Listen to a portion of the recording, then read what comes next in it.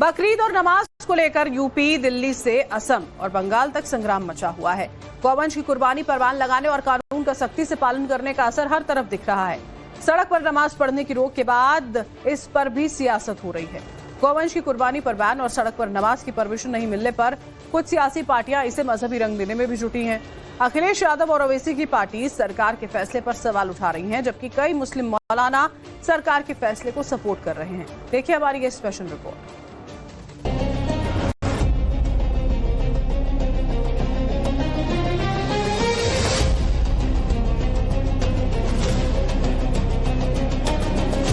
नमाज पढ़नी आवश्यक है, आप शिफ्ट में पढ़िए। हम उसको रोकेंगे नहीं, लेकिन सड़क पर नहीं। सड़कों पे नमाज नहीं हो सकती। उनका ये बयान, उनका ये फैसला दुरुस्त है, शरीयत की रोशनी में भी दुरुस्त है। सरकार हर आयोजन को सड़क पे करा रही है। किसी के धर्म से खिलवाड़ नहीं होनी चाहिए। नमाज पढ़ने का जो स्थान है, नमाज वहीं पर होनी चाहिए। प्रतिबंधित जानवरों की कुर्बानी पूरी तरह से गैर कानूनी है। जो गाय काटेगा, जो गोवंश काटेगा, उसको छोड़ेंगे नहीं। सिर्फ और सिर्फ मुसलमानों को टारगेट करना उनके ईद के टाइम के वक्त, ये मैं समझता हूँ सरासर गलत है। मैं मुतालबा करता हूँ, गाय से मजहब हिंदू का जुड़ा हुआ है, तुम उसको नेशनल जानवर बनाओ। होड़ लगी है कि कौन ज्यादा गंदा बोल सकता है, कौन ज्यादा हिंदू मुसलमान कर सकता है। बकरीद से ठीक पहले सड़क पर नमाज पढ़ने और गौवंश की कुर्बानी पर रोक लगाने के फैसले को लेकर महाभारत मची है। यूपी, उत्तराखंड से लेकर बंगाल तक, असम से लेकर महाराष्ट्र तक, दिल्ली से लेकर बिहार तक इस मुद्दे पर नई बहस छिड़ी है। लेकिन बीजेपी शासित राज्यों की सरकारों का फरमान साफ है कि न तो गौहत्या होगी और न ही सड़क पर नमाज पढ़ने की इजाजत दी जाएगी। अलग अलग राज्यों में फैसले का स्वागत भी हो रहा है तो विरोध के स्वर भी उठ रहे हैं। मुसलमानों को टारगेट करने की बात कही जा रही है। गौहत्या और सड़क पर नमाज को लेकर किस सरकार का क्या फैसला है वो आपको आगे बताएंगे। लेकिन उससे पहले बंगाल की शुभेंदु सरकार का एक और बड़ा फैसला जान लीजिए। शुभेंदु सरकार ने ईद उल जोहा यानी बकरीद पर छुट्टियों में कटौती की है। अब बकरीद पर पश्चिम बंगाल में सिर्फ एक दिन की छुट्टी रहेगी। शुभेंदु सरकार ने ममता सरकार के आदेश को बदल दिया है, जिसमें 2 दिन की छुट्टी का प्रावधान था। सरकार ने नोटिफिकेशन जारी करते हुए कहा है कि बकरीद के अवसर पर 28 मई 2026 गुरुवार को सार्वजनिक अवकाश होगा। नोटिफिकेशन में इस बात का भी जिक्र किया है कि 26 मई और 27 मई को पहले से घोषित अवकाश रद्द किए जाते हैं और उन सभी कार्यालयों, संस्थानों और प्रतिष्ठानों के लिए कार्य दिवस होंगे जिन पर यह अधिसूचना लागू होती है। इससे पहले शुभेंदु सरकार ने बंगाल में गौवंश के वध पर जो कानून है उसका सख्ती से पालन कराने का आदेश दिया। It's 1950s rule. And the previous governments didn't apply it because they had to play vote bank politics. So the rule is that with till 14 years, no cow or of that family can be slaughtered. And after 14 years, you have to give a certificate that the cow is sick. सरकार के इस फैसले का तमाम मुस्लिम संगठनों और खुद को बंगाल के मुसलमानों का सबसे बड़ा पैरोकार समझने वाले हुमायूं कबीर ने भी विरोध जताया। सीएम शुभेंदु अधिकारी को आग से खेलने तक की बात कही, लेकिन सरकार की सख्ती के बाद अब हुमायूं कबीर के तेवर ढीले पड़ गए। अब हुमायूं कबीर मुसलमानों से सरकार का नियम मानने और गौवंश की हत्या नहीं करने की अपील कर रहे हैं। देखिए, आइन तो सम्मान करना चाहिए, लेकिन कुर्बानी होगा, गाय का भी होगा, बकरी भी होगा, ऊँट भी होगा। वो सारे जो पशु है कुर्बानी के लिए जो जायज है, जो कुरान में जो लिखा हुआ है वो होगा। सरकार को नई चेतावनी दे रहा है, शुभेंदु अधिकारी को नहीं डायरेक्ट बोल रहा है, ये आग लिए खेलने नहीं चाहिए। ये आग के लिए खेलेगी तो वो कुर्बानी कोई बंद करेगी तो उनका ही खराब होगी।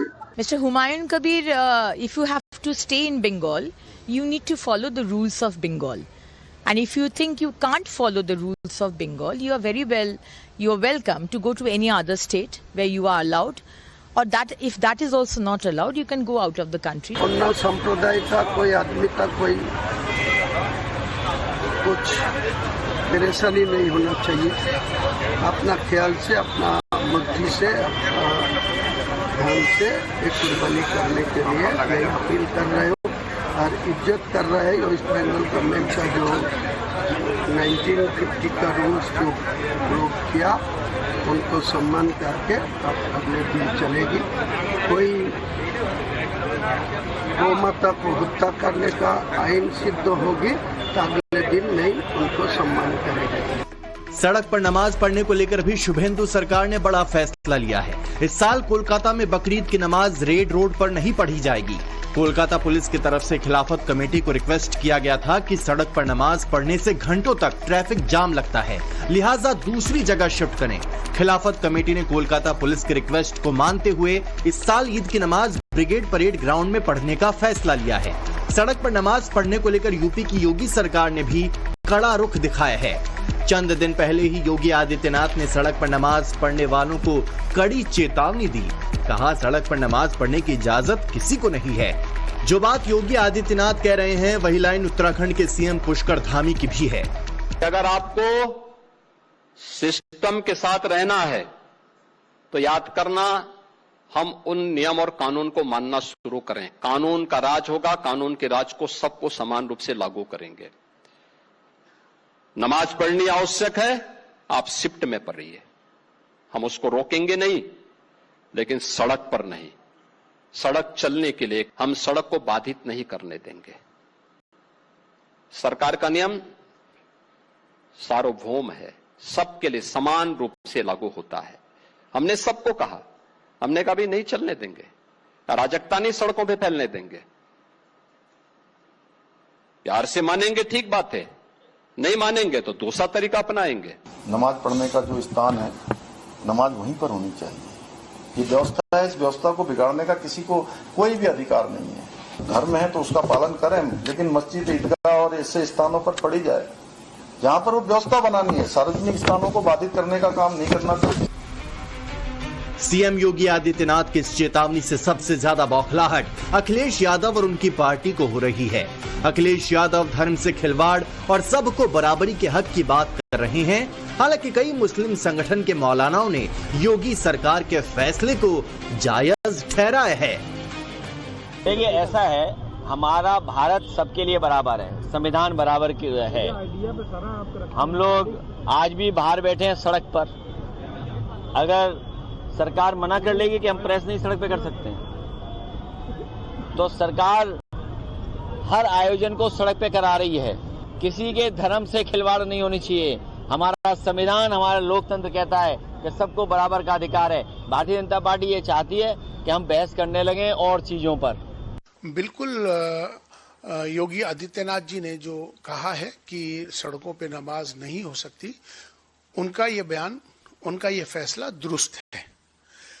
शरीयत की रोशनी में भी दुरुस्त है, क्योंकि शरीयत ये कहती है कि सड़कों पे नमाज नहीं हो सकती है, क्योंकि सड़क जो है वो राह पर चलने के लिए है, ना कि नमाज पढ़ने के लिए।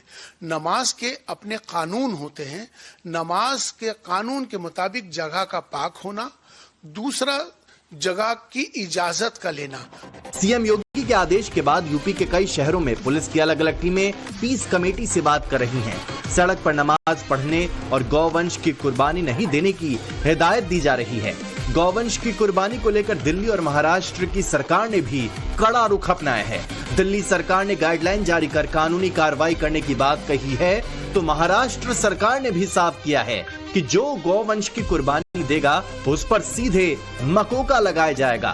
बकरीद के त्योहार के अवसर पर दिल्ली में गौवंश, गाय, बछड़ा तथा ऊंट व अन्य प्रतिबंधित जानवरों की कुर्बानी पूरी तरह से गैर कानूनी है और ऐसा करने पर या ऐसा करने की कोशिश करने पर आपराधिक मामला दर्ज किया जाएगा, कानूनी कार्रवाई की जाएगी। इसी के साथ साथ सार्वजनिक स्थानों पर, सड़कों में, गलियों में, सार्वजनिक स्थलों पर कुर्बानी भी पूरी तरह से प्रतिबंधित है, इसकी अनुमति नहीं है। और ऐसा करने वालों पर भी कानूनी कार्रवाई की जाएगी। बकरी ईद में केवल बकरी काटी जा सकती है, गाय नहीं। और जो गाय काटेगा, जो गोवंश काटेगा, उसको छोड़ेंगे नहीं। और मैं आपको दावे के साथ कहता हूं कि हम पूरे वॉच करके हैं, पूरे एसपी और कलेक्टर इसमें चेक कर रहे हैं। और जो माननीय मुख्यमंत्री जी ने कहा है वो सही है, मक्कों का ही लगना चाहिए। हिंदुस्तान में बहुसंख्यक समाज के लिए गाय का बड़ा महत्व है। हिंदू धर्म में गाय को मां का दर्जा दिया गया है।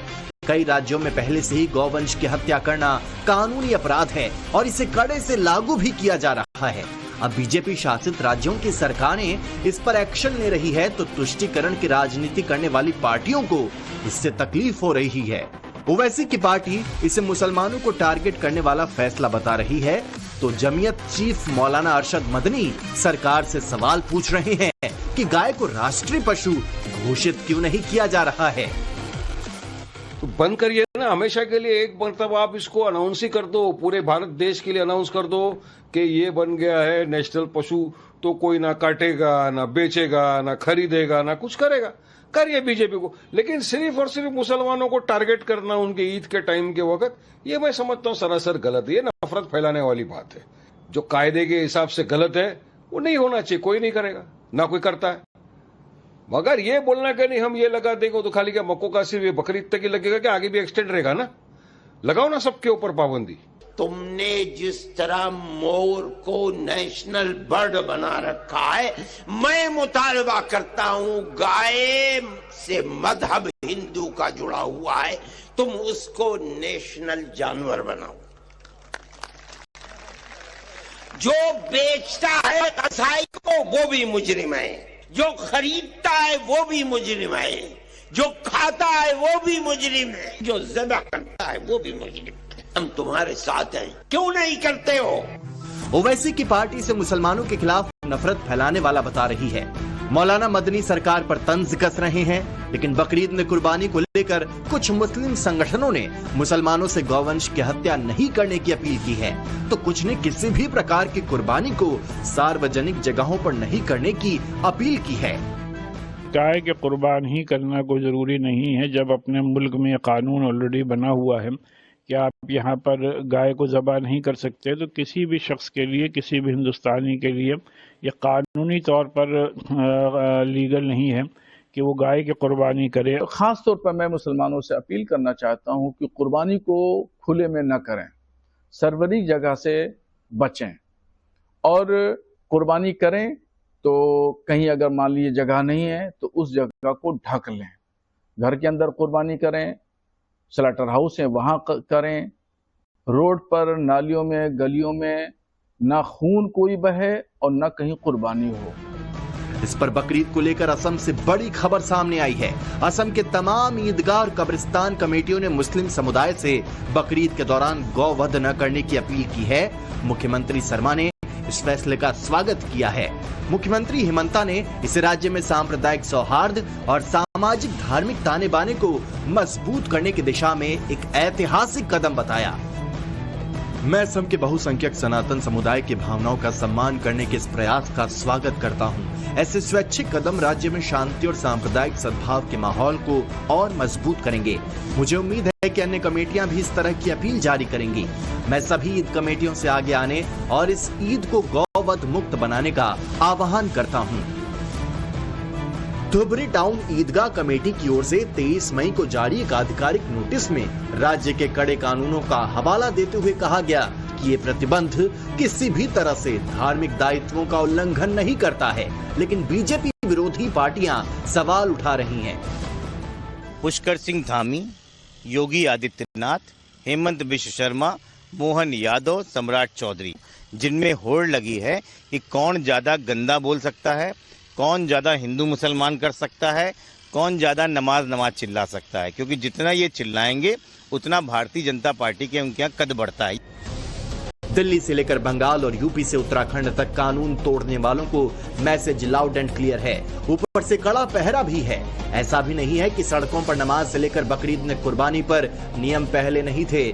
फर्क बस इतना है कि अब नियमों को सख्ती से लागू करने की बात हो रही है और बकरीद करीब आते ही इस पर सियासत शुरू हो गई है। Bureau report, times now Bharat.